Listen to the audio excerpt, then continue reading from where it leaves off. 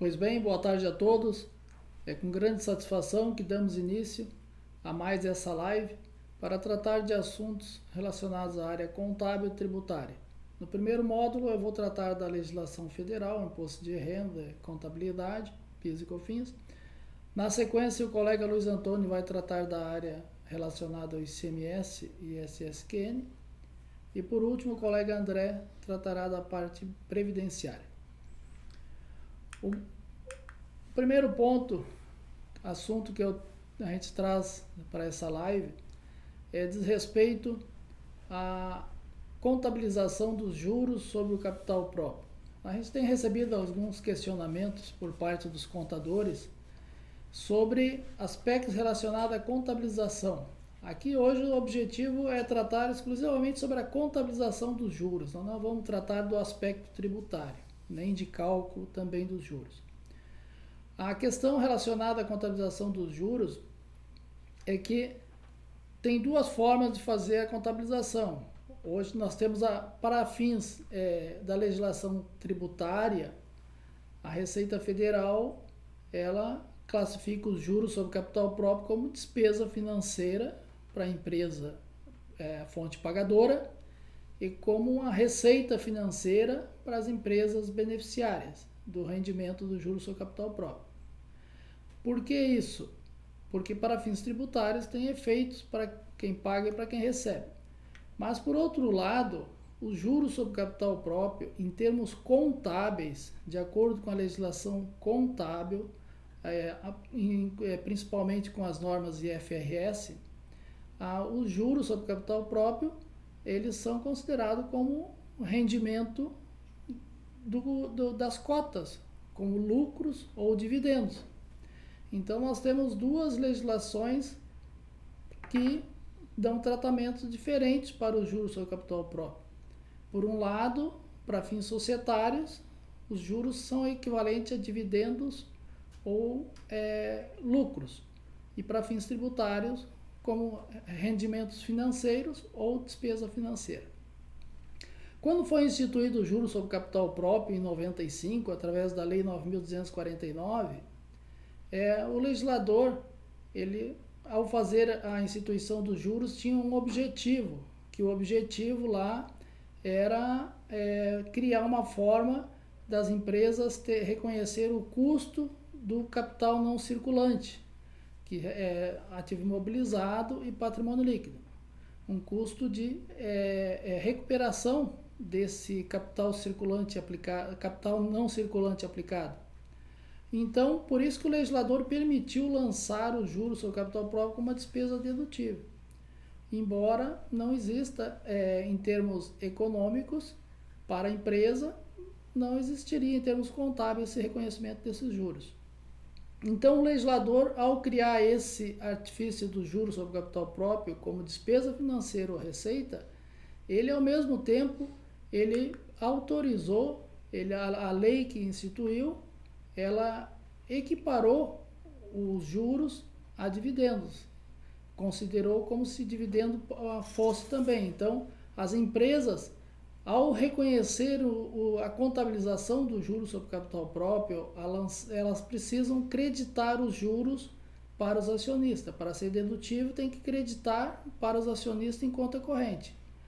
Ao realizar o reconhecimento dos juros e creditar os juros para os acionistas, esse juro se transforma numa obrigação de fato para a empresa. Não é uma mera contabilização de reconhecimento fiscal. Então, ao a empresa fazer a contabilização dos juros, ela acredita o acionista e a partir desse momento o acionista passa a ter o direito de receber esses juros, independente da decisão da empresa. Então, o crédito dos juros sobre capital próprio se transforma numa obrigação. Daí o motivo pelo qual o legislador teve a preocupação de, na própria lei, dizer que os juros sobre capital próprio, eles podem ser imputados aos dividendos ou lucros distribuídos pela pessoa jurídica. Ou seja, a pessoa jurídica que distribui juros sobre capital próprio, ela pode considerar esses juros como se dividendos ou lucro fossem. Porque senão, vamos pegar uma empresa, uma SA, que está obrigada a distribuir 25% dos lucros aos seus acionistas. Se ela lançando os juros sobre capital próprio, o acionista passa a ter de imediato um direito a receber esses valores. Então o legislador teve a preocupação de dizer, esses juros, eles podem ser imputados aos dividendos obrigatórios ou aos dividendos distribuídos. Então, por isso, o tratamento contábil como lucros ou dividendos e tributário como receita financeira. Bom, até 31 de dezembro de 2007, antes da implantação das normas de IFRS no Brasil, a contabilidade ela era feita praticamente dentro dos padrões básicos da Receita Federal. Então, era normal as empresas contabilizarem os juros sobre capital próprio, as fontes pagadoras como despesa financeira e as empresas beneficiárias como receita financeira. Então, embora para fins societários, pudesse computá-los como dividendos. A partir de 2008, com a implantação das normas de IFRS, houve uma mudança no sistema contábil. E essa mudança requeriu que os contadores seguissem as normas do IFRS, ou seja, juros sobre capital próprio não é uma despesa financeira ou uma receita financeira. Juros sobre capital próprio tem a mesma característica de lucros ou dividendos. Então, a partir daí, a própria Receita Federal, através da sua legislação, passou a aceitar que os procedimentos vinculados à legislação contábil pudessem ser ajustados via LALUR. Então, o que nós temos hoje? Para fins contábeis, os juros sobre capital próprio, eles são contabilizados como se dividendos fossem, distribuição de dividendos ou lucros. E para fins fiscais, como receita financeira para a empresa beneficiária ou despesa financeira para a fonte pagadora.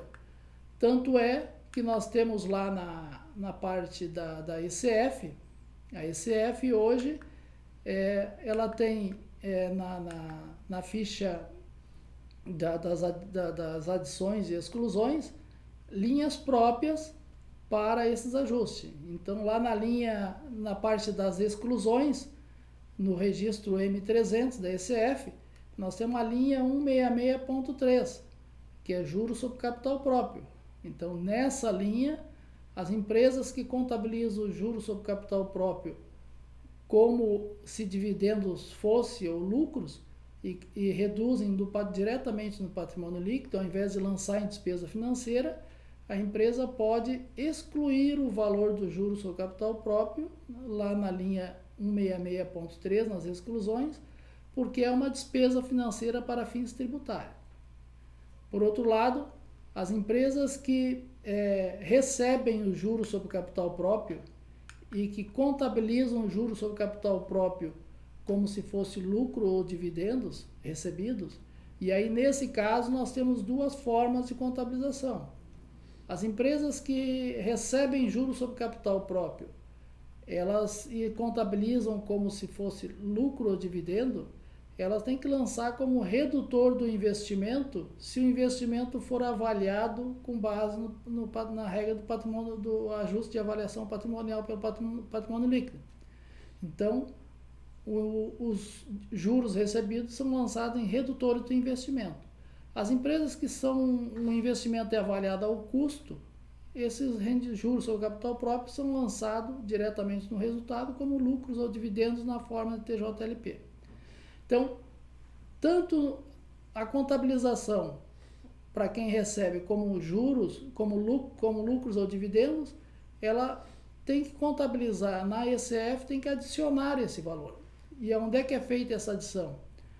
Tem que adicionar lá na linha 21 do bloco M300, do registro M300, juros sobre capital próprio auferido não contabilizado em receita. Então, com relação aos juros sobre capital próprio, o que nós temos? A contabilização deles. Para fins contábeis, o correto é contabilizá-los como lucros ou dividendos pagos, no caso da fonte pagadora, ou lucros e dividendos recebidos, no caso da empresa beneficiária desses rendimentos. Para fins contábeis seria assim. Para fins tributários, a contabilização, o registro é como despesa financeira, no caso da fonte pagadora, e receita financeira, no caso da empresa beneficiária, e através dos ajustes na própria ECF, como eu já tinha dito já nas linhas anteriores. Então, esses seriam os aspectos relacionados ao juro, à contabilização do juro sobre o capital próprio. Para fins contábeis, o correto é lançar como lucros ou dividendos recebidos ou pagos. E para fins fiscais, receita financeira ou despesa financeira, dependendo da empresa beneficiária ou fonte pagadora. Tá ok? Um outro ponto agora que nós vamos tratar aqui diz respeito à avaliação de estoques, certo? Nós temos recebido algumas consultas relacionadas à avaliação dos estoques. A avaliação dos estoques para fins contábeis, nós temos, para fins tributários, quer dizer, nós temos as regras da Receita Federal. A Receita Federal estabelece que os estoques devem ser avaliados. Primeiramente, hoje, a maioria das empresas, ou grande parte das empresas, tem sistema integrado de controle dos estoques. Então, com relação aos estoques de mercadorias, matérias-primas, produtos intermediários, material de embalagem, esses produtos que são controlados automaticamente via sistema de controle de estoque, o custo de avaliação que a legislação estabelece é o custo médio. O custo médio ponderado de acordo com a aquisição, entrada e saída das mercadorias. Se a empresa não possui um controle permanente de estoques, então, se ela faz os seus controles não lhe permite usar um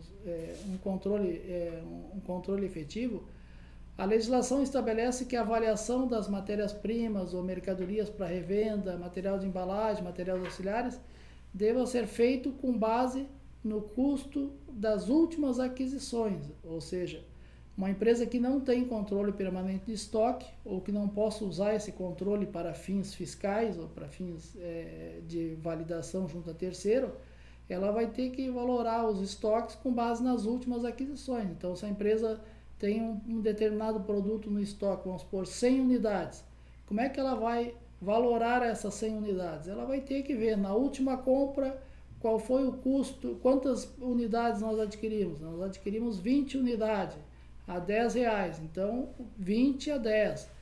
Na compra anterior foi mais 50 a 9, e até fechar 100 unidades. Então, seria para as empresas que não possuem controle permanente de estoque, seria com base nas últimas aquisições.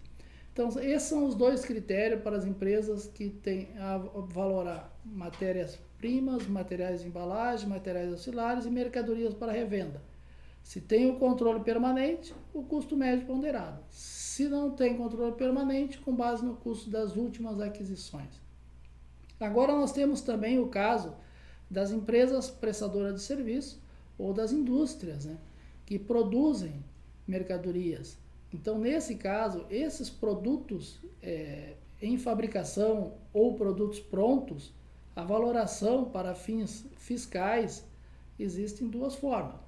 No caso dos produtos em fabricação, as empresas podem valorar esses produtos com base no custo integrado. Se tanto o produto em fabricação como o produto pronto.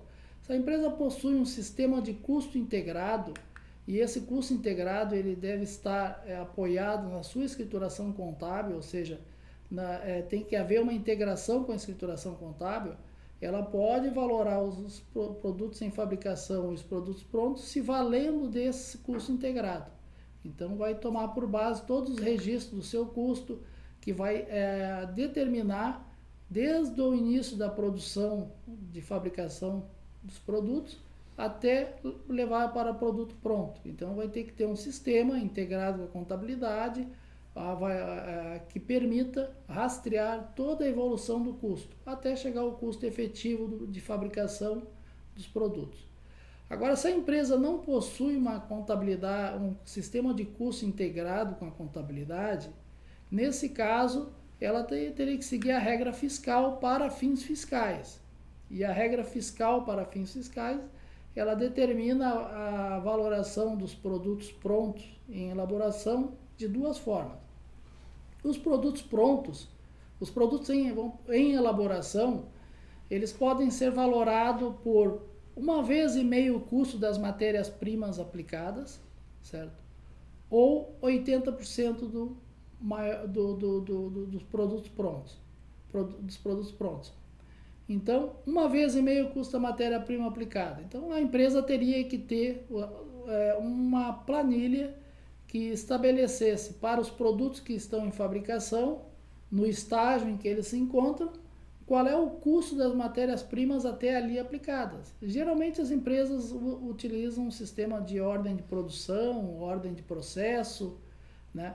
Então, através desses controles de ordem de produção, ordem de processo, é possível apurar quanto foi alocado de matéria-prima naquela ordem de produção até o momento do fechamento do balanço, do levantamento do balanço. Então, a empresa tem uma ordem de produção de X unidades do produto modelo A, ela sabe que até o encerramento do exercício, do período fiscal, já tinha alocado a matéria-prima A, B, C, o material auxiliar, material de embalagem. E como o produto ainda está em processo, a valoração para fins fiscais pode se dar em 1,5 vezes o custo das matérias-primas. Uma outra forma seria 80% do preço de venda desses produtos acabados. Se a empresa não tem como saber qual é o custo das matérias-primas, material de embalagem ou material auxiliar aplicado naquela ordem de produção, mas ela sabe quantas peças estão sendo produzidas ali, ela então teria que valorar por 80% o preço de venda do produto acabado, desse produto. Então, com relação aos produtos prontos, bom, os produtos prontos existem basicamente, se a empresa não tem sistema integrado de custo, ela tem que valorar em 70% do maior preço de venda. Então, o que acontece? Não tendo contabilidade de custo integrada, só resta para os produtos prontos 70% do maior preço de venda do período. E aí, aqui do maior preço de venda, é o maior preço de venda mesmo. Na legislação, ela não permite excluir ICMS do preço de venda, não permite levar em consideração quantidades vendidas. Vamos supor, se a empresa quando ela vende uma unidade, ou duas ou três, ela vende por um preço. Vamos supor, se o cliente compra 1, 2 unidades, ela vende por R$10. Se o cliente compra 100 unidades ou 1.000 unidades, ela vende por 7. Para fins da legislação, é 70% do maior preço de venda. E o maior preço de venda independe de condições comerciais. Então, não pode excluir ICMS e também não leva em consideração essa questão de lote ou de venda. É o maior preço de venda do período efetivamente, independente se a empresa faz vendas com preços especiais para quem compra em grande quantidade. Então, essas são as regras de valoração dos estoques. Produtos prontos, 70% do maior preço de venda, se a empresa não possui controle permanente, ou através do custo apurado no sistema de controle permanente. Produtos em elaboração, 1,5 vezes a matéria-prima, o custo das matérias-primas aplicadas, e aí tem que haver a comprovação das matérias-primas aplicadas, ou 80% do preço de venda. O preço de venda seria o dos 70%. No caso de mercadorias, matérias-primas e materiais auxiliares, como eu disse antes, o custo médio apurado através do sistema de controle permanente ou através do custo das últimas aquisições, conforme o exemplo que eu dei antes. Então, com relação à avaliação dos estoques, Seriam esses assim os principais aspectos que a gente gostaria de comentar. Nós temos ainda também, por último, a questão dos estoques de produtos da atividade rural, e essa legislação permite que sejam valorados com base nos preços de mercado. É lógico que ao valorar os produtos rurais com base no preço de mercado, a empresa estaria de imediato reconhecendo um ganho de lucro que ela não realizou ainda.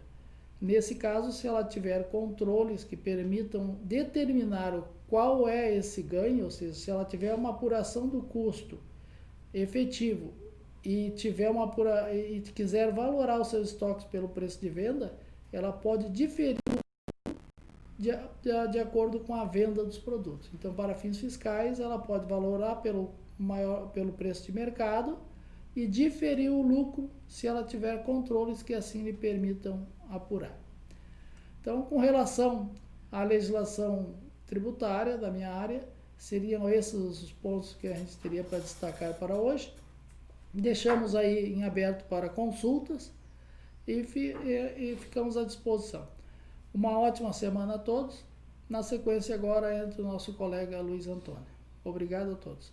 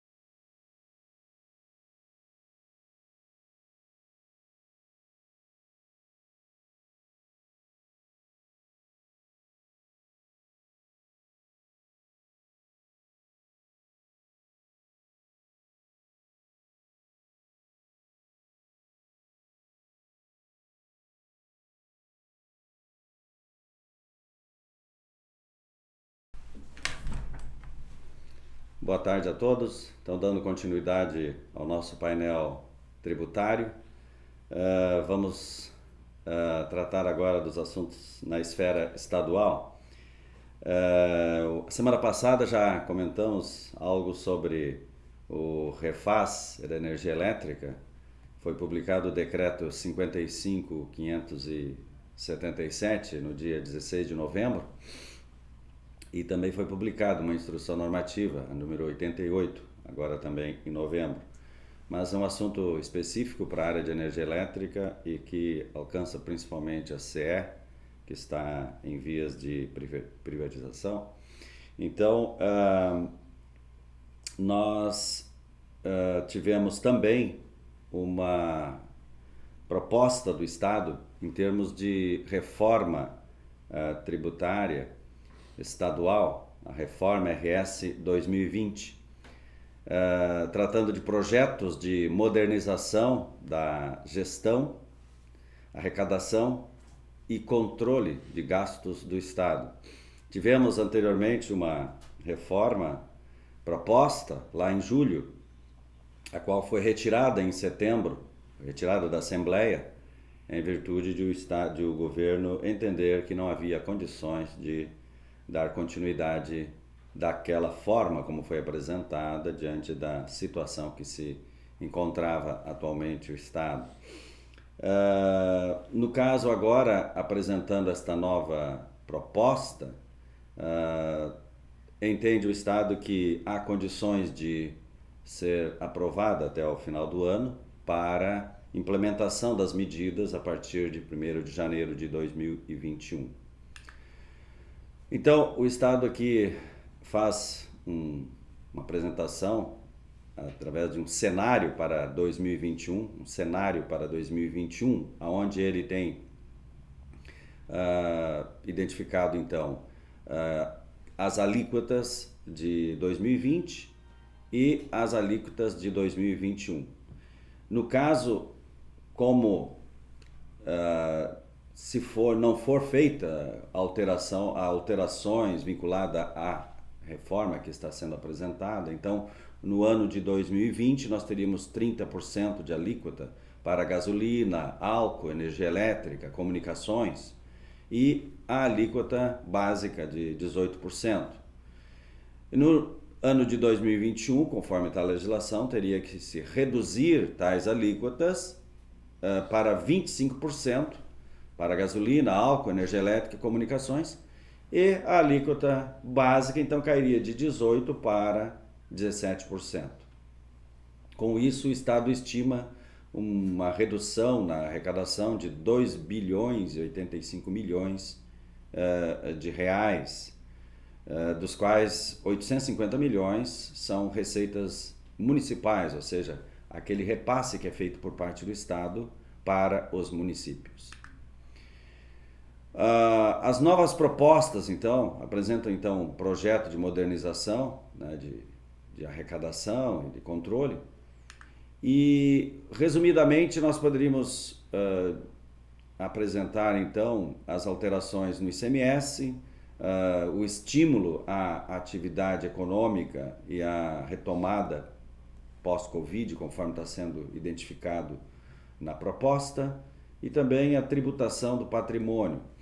Em termos de alterações do ICMS, teríamos então a prorrogação que o Estado está promovendo em termos de proposta, a prorrogação das alíquotas de 30%, essa que temos até hoje, para energia elétrica, comunicações, combustíveis, por mais 4 anos. Então, por mais 4 anos, nós teríamos então esta alíquota de 30%. A alíquota de 18% ainda permaneceria no ano de 2021, sendo reduzida para 17% somente a partir de 2022.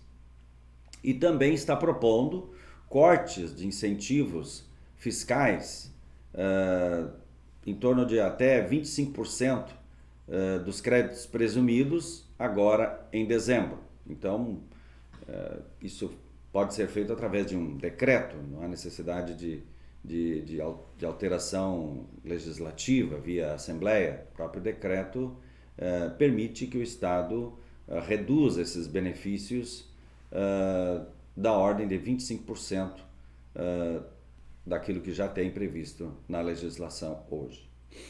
Então, na parte de estímulos à atividade, então podemos discorrer mais daqui a pouco, mas seriam reduções da alíquota efetiva de 18% para 12%, no caso, o diferimento parcial que está sendo proposto, a extinção do DIFAL, o Imposto de Fronteira, que, obviamente, é em função da decisão judicial, que já está com boa vantagem para ganho de causa do contribuinte, então o Estado já está se antecipando para extinguir este diferencial.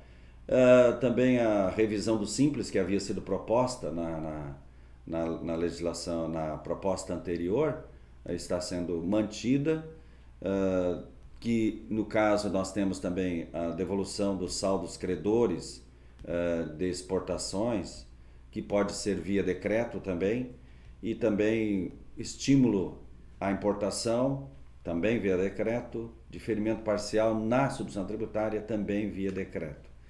Então, resumidamente, seria isto, então. Então, o principal que o Estado realmente está apresentando, realmente é as alíquotas do ICMS tendo uma transição, então, né? Então, o que havia sido prometido que seria e que estava na legislação, que findaria agora 31 de dezembro as alíquotas de 30%, então o Estado está pedindo mais um período de transição de 4 anos, né, indo até 2024, com a alíquota de 30% para comunicações, energia elétrica, gasolina e álcool, e a alíquota de 18% permaneceria ainda em 2021, passando a 17% a partir de 2022. Então, em termos de alíquota, em termos de transição, seria basicamente isso. Quanto ao diferimento parcial do ICMS, esta é uma proposta da classe comercial, principalmente, e também industrial, de muitos anos.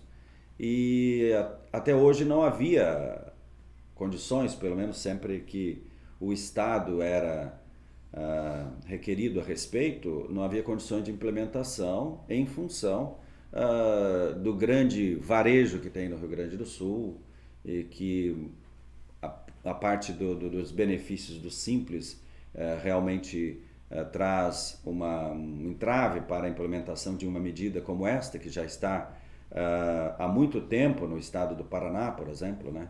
Então, agora o Estado está diante destas alterações que serão promovidas, o Estado está entendendo que há condições, então, de implementação, então, de redução da carga tributária, da alíquota, pode-se dizer, né? Alíquota efetiva, para compras internas, então, só dentro do estado do Rio Grande do Sul. Então, quando uma indústria vende para o atacado, em vez de tributar 18 ou 17 a partir de 2022, tributaria somente 12%. Então, quando o atacado vende para o varejo, da mesma forma. Obviamente, sempre que não houver a tributação da substituição tributária, porque ela vai ter uma carga completa, né? Mas, mesmo dentro da substituição tributária, o Estado está propondo uma alteração que possibilite essa redução também da carga tributária ou da alíquota efetiva de 18% para 12%. Então, é uma medida realmente que incentiva a economia, que incentiva a parte empresarial, né? E que é importante para todo o segmento industrial e comercial gaúcho. A questão da extinção do imposto de fronteira, que é uma discussão muito antiga já, né? Então, diante até mesmo da situação que se encontra no Poder Judiciário, favorável aos contribuintes, então nós temos que, a partir de 2021, a proposta do Estado é extinguir, então, o diferencial de alíquota ou imposto de fronteira, já a partir agora de janeiro. E nós temos, inclusive, a questão das empresas do Simples, que também estariam sendo beneficiadas com esta medida. No caso, obviamente, no caso de produtos importados, a alíquota interestadual sendo muito menor do que 12%, que é 4%, então a pretensão do Estado é manter esse diferencial para os produtos importados quando vendido para outras unidades, vindo de outra unidade da federação. Então teria que manter esse recolhimento da diferença ainda da alíquota quando o produto for importado. Depois temos então uma proposta de revisão do Simples Gaúcho, que hoje nós temos um benefício para esta classe de contribuintes, que é de 360 mil reais anuais, que são isentos, e depois tem toda uma redução na tabela, né, que é do Simples Nacional, tem uma redução conforme a faixa de faturamento.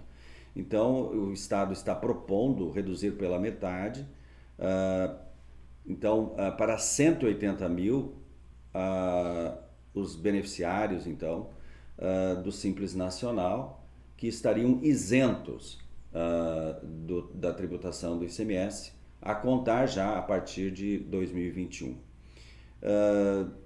No caso, teriam que voltar então à tributação normal do Simples Nacional em relação aos demais faixas de faturamento.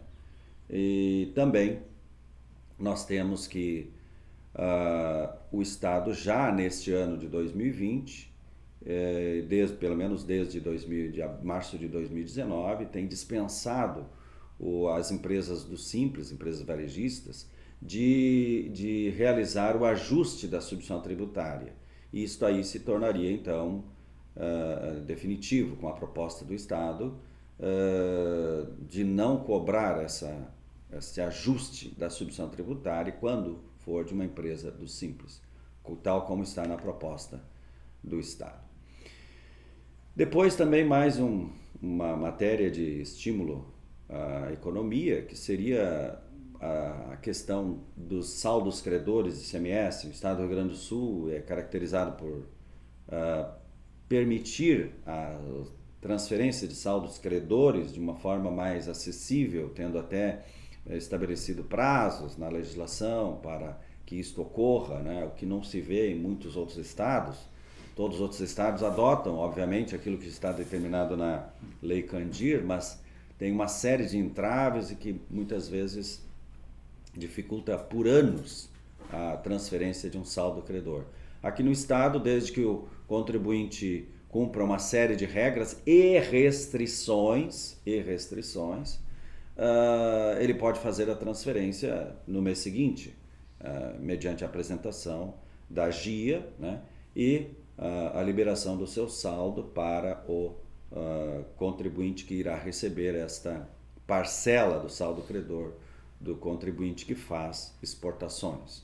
Então, hoje nós temos restrições, por exemplo, podem pagar 70% a 30% do valor da aquisição com saldo credor. Enfim, há um escalonamento de faturamento para que a empresa observe esta redução. No caso, isto aí então estaria sendo eliminado ou permitido que o contribuinte que mantenha saldo credor possa pagar 100% do valor da aquisição se utilizar saldo credor gerado no próprio estado. Então, saldos credores gerados em decorrência de outros estados, né, aí no caso permaneceria essas mesmas regras e restrições que já temos hoje. Mas em relação ao saldo credor gerado de créditos oriundo do estado do Rio Grande do Sul, esse aí seria permitido digamos assim, a transferência para pagamento integral das aquisições no estado do Rio Grande do Sul. Então, é uma facilitação para as empresas que atuam no ramo de exportações. Depois nós temos ainda uma situação que nós percebemos que o Estado está aderindo a sistema de cola de benefícios de outras unidades da Federação, porque a Lei Complementar 160 e o Convênio 190 de 2017 permitiram que, se na mesma região, ou seja, um exemplo, no estado do Rio Grande do Sul, Santa Catarina e Paraná, né, um dos estados concede um benefício que já está aprovado ou foi regularizado mediante as regras da Lei Complementar 160, o outro estado, no caso, 1/3 dessa região, como no caso do Rio Grande do Sul, é 1/3 da região sul, pode copiar ou colar este benefício, desde que não aumente mais o benefício, ou seja, ele até pode não colar integralmente, mas ele tem autorização para utilizar o mesmo benefício no seu território. Então, o estado de Santa Catarina tem regras específicas e benefícios para importações sendo realizadas no seu estado, no seu território. Então, o estado do Rio Grande do Sul está colando, ou está colando aqui no Rio Grande do Sul, a proposta, pelo menos, né, é no sentido, né, de diferir o ICMS na importação, ou seja, o contribuinte não paga o ICMS no momento da entrada da mercadoria, quando desembaraça na repartição aduaneira, e concede ainda um crédito presumido de ICMS nas saídas interestaduais. Então, a operação interestadual de um produto importado é realizada com a alíquota de 4%. E nesse caso, então, nós teríamos uma carga tributária, no caso final, de 1,4%. Aqui no estado do Rio Grande do Sul, se for adotado o mesmo benefício como Santa Catarina. Caso seja adotado o benefício como no Paraná, seria então 1,9%, mas a tendência é que seja igual ao de Santa Catarina. E teria ainda 0,4% que é destinado a um fundo, que é específico para esse tipo de benefício.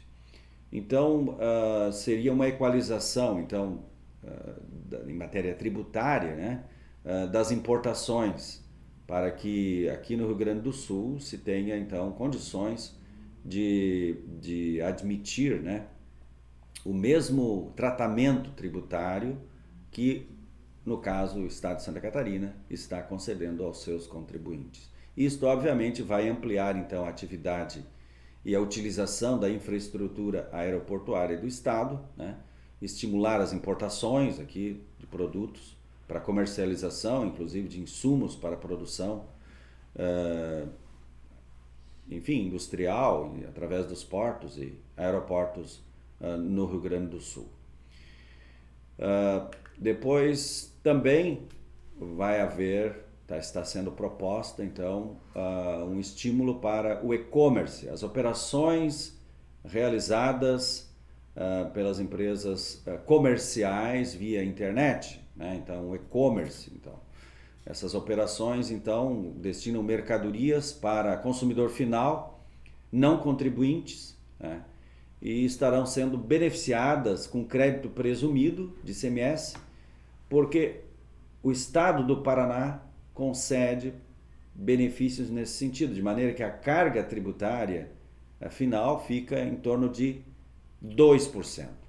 Então, nas operações com 7% ou 12%, nas operações interestaduais, então acabaria com uma carga tributária de apenas 2%. Isso aí também é por este sistema de cola do benefício de outro estado da mesma região que represente 1/3 desta região.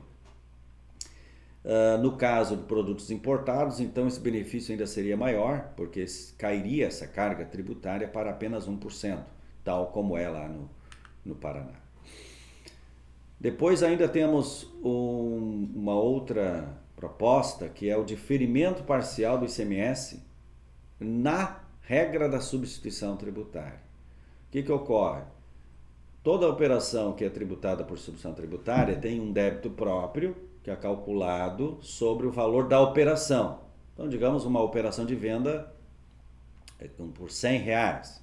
Então, se eu tenho uma tributação de 18% aqui dentro do Estado, então, desses R$100, 18 é ICMS, porque o ICMS está calculado por dentro. Então, na verdade, a mercadoria tem um valor, ela é valorada, né, precificada por 82, mais os 18 de ICMS, que dá o 100 que eu estou vendendo, né? Se houver o diferimento parcial, eu tenho o mesmo valor, a precificação da mercadoria, em 82 no meu estoque. E no momento que eu adiciono o ICMS, se ele não é 18, mas sim 12, o valor da operação, o valor de venda, efetivamente, né, do produto, cai de 100 para 94, porque 82 mais 12 dá 94. Então, todos os impostos incidentes sobre aquela operação, em vez de recair sobre 100, acaba recaindo sobre 94.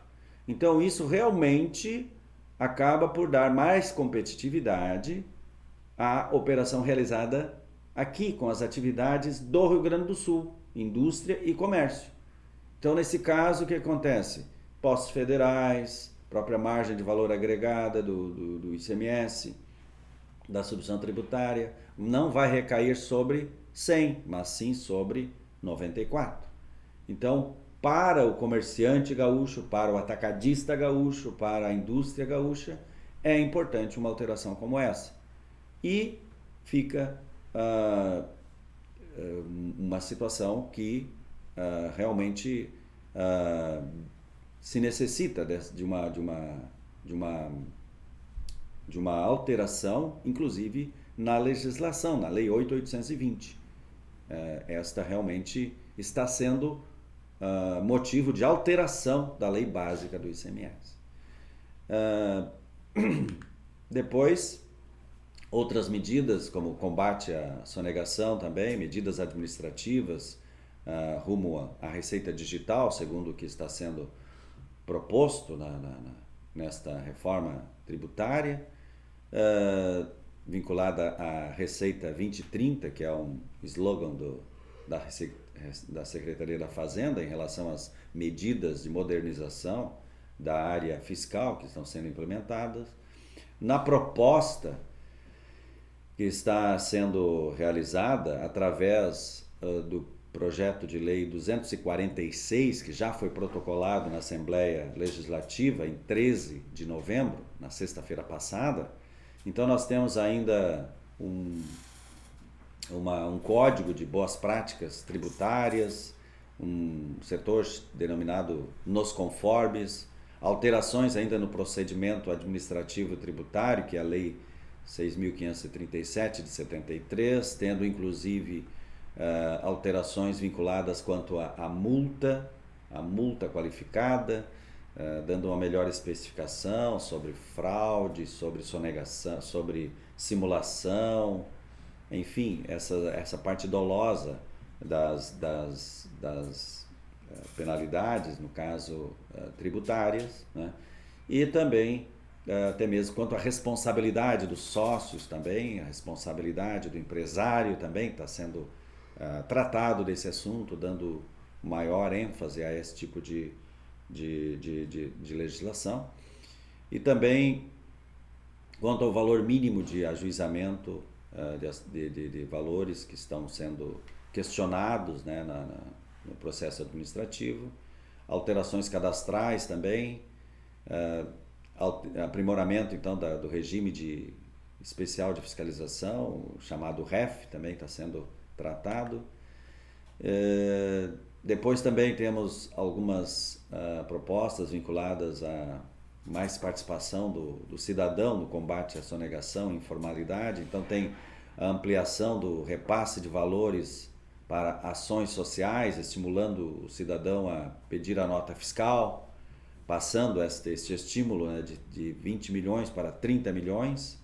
Também tem a questão da Receita Certa, que é um mecanismo de devolução do imposto vinculado às notas fiscais de consumidor eletrônica, emitida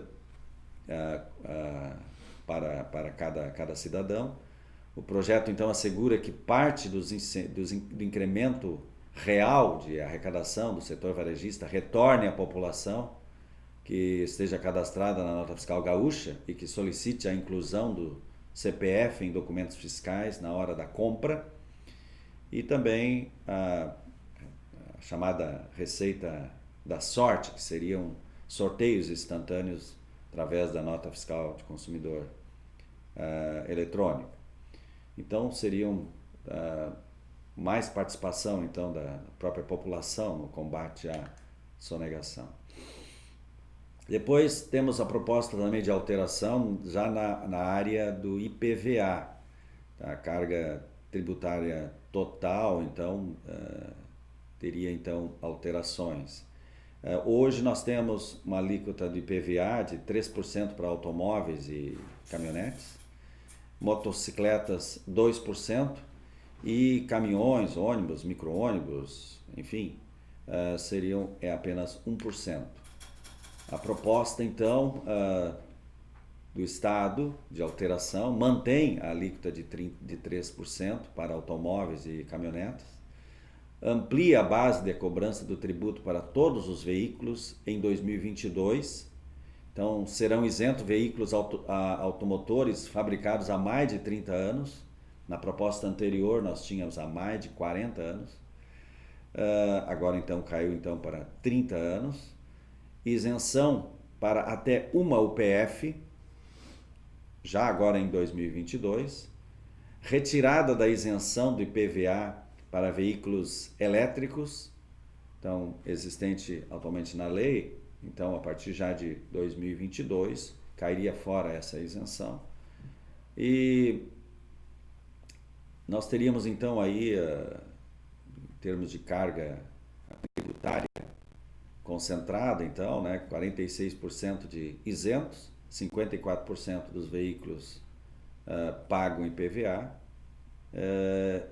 E no modelo proposto pelo Estado, segundo as estimativas que o Estado tem feito, então, seria uma ampliação da base da carga tributária, 32% ainda permaneceriam isentos, então de 46 cai para 32, e 68 passariam a ser os pagantes, então de 54 aumenta para 68%.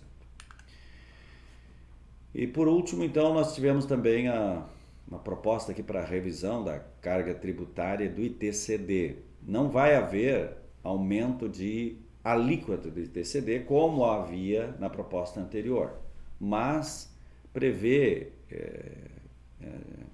explicitamente a incidência do ITCD sobre planos de previdência privada, como PGBL e VGBL, e também a exclusão das áreas de preservação ambiental da base de cálculo do ITCD. É um assunto recorrente, porque realmente trata-se de preservação ambiental. E também está sendo proposto também desconto para pagamento antecipado. Então vamos ver como o decreto ou a lei vai tratar esse assunto. Então, na área estadual, seriam estas as informações que gostaríamos de transmitir, e muito provavelmente, pelo que se estima, essa alteração ou proposta de alterações das alíquotas, e de modo geral a questão da reforma tributária do Estado, muito provavelmente na última semana, provavelmente de dezembro, que estará realmente sendo votada e apreciada pela Assembleia. Então vamos ficar atentos para as próximas manifestações do próprio Estado e como vão se conduzir as negociações para que esta reforma seja aprovada. Então, desejo uma boa semana a todos, e agora então passo a palavra então para o colega André para tratar do assunto da legislação previdenciária.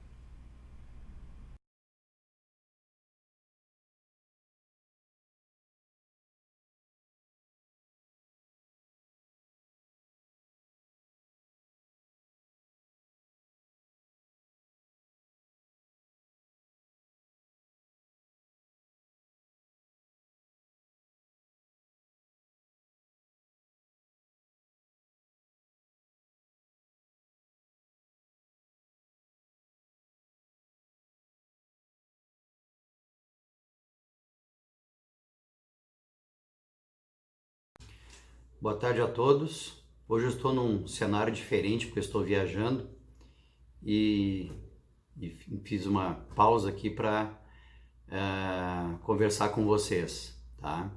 Então, em relação à legislação previdenciária, o que nós tivemos de novidade na semana passada?